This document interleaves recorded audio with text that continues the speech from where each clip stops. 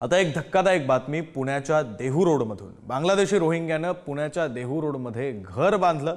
मुजम्मिल खाननं बेकायदेशीरपणे देहू रोडमध्ये घर बांधलेलं आहे। भिवंडीतून 500 रुपयात बनावट आधार कार्ड काढलं, 80,000 रुपयात जागा घेऊन घर बांधल्याचं तपासातून समोर आलं। बनावट कागदपत्र वापरून बेकायदेशीर पद्धतीने जागा विकत घेतल्याची माहिती आहे। तर पुण्याच्या देहू रोड पोलिसात या संदर्भात गुन्हा दाखल करण्यात आला।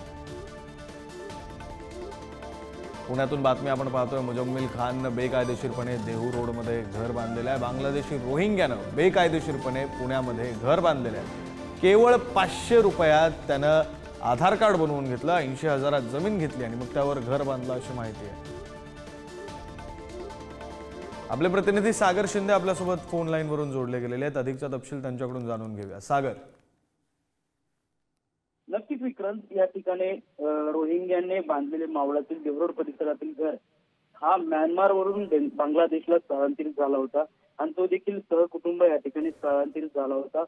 खरं तर कुठलंही कागदपत्र नसताना त्यांनी मुंबई भिवंडी येथून 500 रुपयात आधार कार्ड मिळवले आणि भारतीय नागरिकत्व त्या ठिकाणी त्याला भेटलं आहे।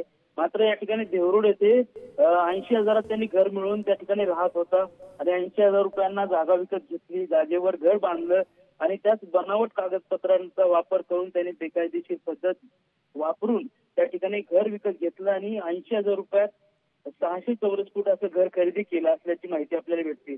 खरं तर सुरुवातीला देवरोड परिसरात कपडे विकण्याचा व्यवसाय करत होता आणि भिवंडीतून कपडे आणून मावळातील देवरोड परिसरात विकायला लागला होता तो। आणि याच ठिकाणी भिवंडीत असताना 500 रुपये देऊन त्यांनी आधार कार्ड बनवलं आणि ओळखपत्र सगळ्यांना पटवून, ओळख आपली स्वतःची सगळ्यांना पटवून दिली आहे त्यांनी। खरं तर ह्या गोष्टीची ओळख जी आहे ती सीओडी डेपोचे कमांडर ब्रिगेडियर राठोड देवरोडच्या ठिकाणी स्टिंग ऑपरेशन केलं आणि त्याच वेळेस ह्या संशयास्पद बांगलादेशी व्यक्तीचं या ठिकाणी छडा लागलेला आहे, शोध लागलेला आहे। आता याचा पुढचा तपास पोलीस देखील करत असल्याचं आपल्याला कळून येतं विक्रांत।